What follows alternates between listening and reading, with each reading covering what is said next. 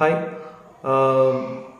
இந்த வீடியோவில் வந்து பார்த்தோன்னா ஜனநாயகன் வேஸ் பராசக்தி இந்த ரெண்டு படத்தை பற்றி தான் பேச போகிறோம். அந்த ரெண்டு படமுமே வந்து பார்த்தோன்னா அஃபிஷியலி வந்து பார்த்தோன்னா பொங்கலுக்கு ரிலீஸ் ஆக போகுது.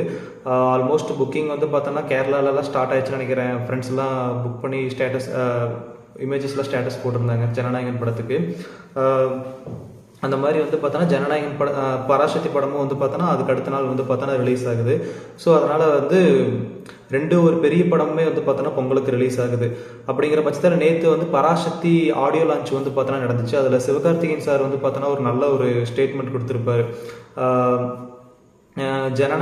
ஜனநாயகன் படம் வந்து பார்த்தோன்னா 9th ரிலீஸ் ஆகுது. ஜனநாயகன் படத்துக்கு போய் ஃபஸ்ட்டு நீங்கள் வந்து செலிப்ரேட் பண்ணுங்கள், அதுக்கப்புறம் வந்து என்னோட படத்தை செலிப்ரேட் பண்ணுங்கள், அடுத்த நாள் என்னோட படம் ரிலீஸ் என்னோட படத்தை செலிப்ரேட் பண்ணுங்கள் அப்படிங்கிற மாதிரி ஒரு நல்ல ஸ்டேட்மெண்ட்டாக கொடுத்துருப்பாரு. இது இப்படி இருக்கிறப்ப வந்து பார்த்தோன்னா நிறைய பேர் ஜனநாயகன் விஎஸ் பராசக்தி அப்படின்னு சொல்லி ரெண்டு படத்துக்குமே ஒரு கிளாஷ் போட்டு வந்து பார்த்தோன்னா சோஷியல் மீடியாவில் ஃபுல்லாமே இன்ஃப்ளூயன்ஸ் பண்ணி பேட் இன்ஃப்ளூயன்ஸ் பண்ணி வந்து பார்த்தோன்னா கொண்டு போயிட்டு இருப்பாங்க. ஸோ அதுக்கு எல்லாமே ஒரு முற்றுப்புள்ளி வைக்கிற மாதிரி வந்து பார்த்தோன்னா சிவகார்த்திகேயன் வந்து பார்த்தோன்னா அந்த ஒரு ஆடியோ லான்ச்சில் நல்ல ஸ்டேட்மெண்ட்டாகவே கொடுத்துருக்காரு. உண்மையாலுமே அது ஒரு நல்ல விஷயம்தான். ஸோ இந்த மாதிரி நம்ம இது ரெண்டுக்குமே நம்ம இது பண்ணாமல் இப்போ ரெண்டுமே நல்ல படம் தான். சிவகார்த்திகேயனுக்கு வந்து பார்த்தோன்னா இது 25th ஃபிலிமு.